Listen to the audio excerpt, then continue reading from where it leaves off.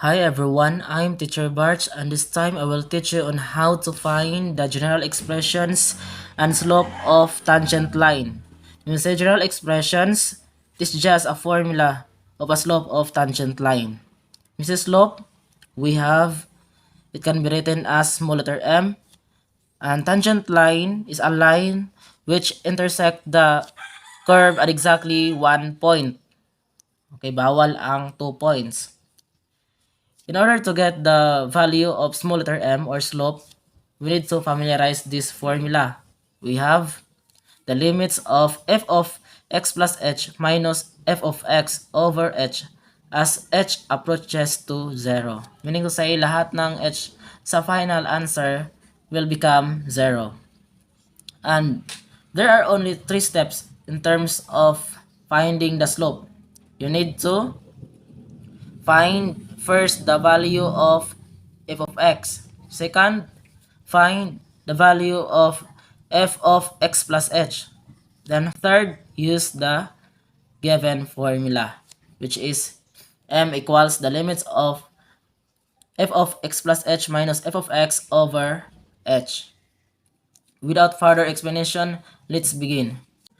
F of x equals 2x squared plus 4x at x equals negative 2. And we are tasked to find the general expressions as well as the value of m, which is known as slope at x equals negative 2. Let's find first the value of general expressions. First, you need to find the value of f of x. As we all know, this is just a given problem, just like this. Hanapin mo yung curve. Okay? The value of f of x equals 2x squared plus 4x. Given na yan. Then, find the value of f of x plus h. We have bring down 2. Then, kapag nakita kayo ng x, just write open and close parentheses. Then, write the exponent 2. Plus 4. Then, kapag meron kayo nakita ng x, just write open and close parentheses. Then, afterwards, write x plus h inside the parentheses. We have x plus h, x plus h. Okay, let's focus on the formula. M equals the limits of f of x plus h minus f of x over h. First, find the value of x plus h. So, copy this one. Okay, bring down 2 times x plus h squared plus 4 times x plus h minus the value of f of x, which is 2x squared plus 4x. Bring down lang. Okay? Then over h. The next, write the limits of as h approaches to 0. We have to simplify this one. To simplify this one, copy the number outside the parentheses. We have 2. Then write open and close parentheses. We have a shortcut method. Square the first term, which is x. Then write plus. Copy this given operation. Then write the exponent as 2. Then copy the first term and second term. We have x h. Then write plus. Squared the last term or the second term. We have h squared. Right? Plus. Then use this distributive property. 4 times x, we have 4x. 4 times h, we have plus 4h. Then you may write minus. Copy this one. Then, negative times 2x squared, magiging negative 2x squared. Negative times positive, kapag unlike sign, the answer is always negative. Then, write 4x. Afterwards, use distributive property to simplify this part.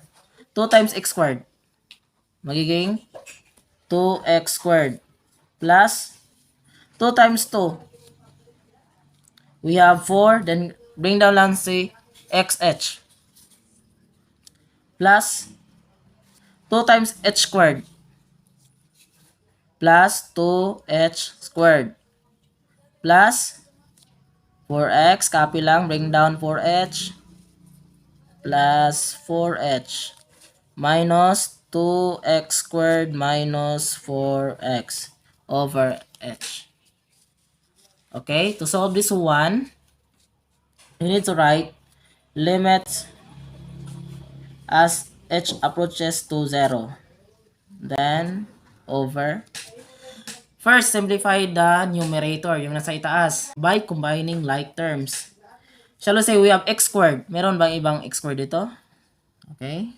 It's like this, we have positive 2x squared and negative 2x squared. 2 minus 2, that is equals to 0. So, cancel na to. The next, how about 4xh? Meron bang xh dito? Di ba wala? How about 2h squared? Wala naman. How about 4x? This part. We have positive 4x and negative 4x. As we all know, 4 minus 4, that is equals to 0. So, cancel yan. Then, write the remaining terms. We have 4xh plus 2h squared. Then, we have plus 4h over h. Afterwards, write limits as h approaches to 0. Then, horizontal line. This time, we will use factoring. We will get the common number. Okay, we have 4, 2, and 4. The common number, we have 2. Okay, then the common variable, yung letters naman, we have merong h, merong h, merong h. So, labas natin ang isang h kada term. Then, since labas na natin ang 2 sa 4, we have remaining of 2. Then, x. Hindi natin i-write si h dito dahil nalabas na natin. Then, how about 2h squared? Nalabas na natin si 2 at isang h. So, we have h na lang ang natira. Isa na lang h ang natira. Plus, nalabas na natin ang 2 sa 4. We have remaining of 2. Then, nalabas na natin si h. That's why we have to write 2 over h. This time, we will use cancellation method. Okay? Since merong h sa outside of the parentheses, we have h. Then, merong h sa denominator. You need to cancel it out. Then, next, write the remaining terms. Magiging 2 times 2x plus h plus 2. As we all know, as h approaches to 0, lahat ng h ay magiging 0. So, it goes like this.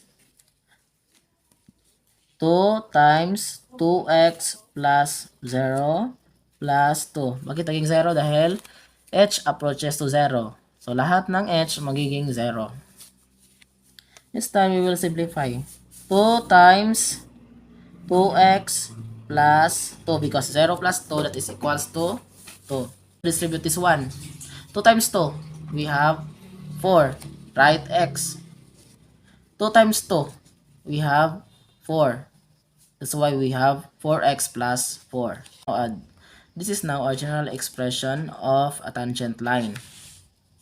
In order to find this one, in order to find the value of m at x equals negative 2, just substitute negative 2 to our general expression. Because in our general expression, we have 4x plus 4. Since we have x equals negative 2 at x equals negative 2, just write x as negative 2. So, 4 times negative 2 plus 4. Nakita nyo na x, just replace it by negative 2. Negative 8 plus 4. Our slope is negative 4. Because negative 8 plus 4, without looking the sign, mas malaki si 8. That's why we need to copy the sign and subtract the two numbers. We have negative 4. This is now the value of general expression and slope of a tangent line. Okay, if meron kang natutunan, don't forget to like and subscribe para updated po kayo sa mga panibago kong uploads. Thank you so much for watching. Have a nice day.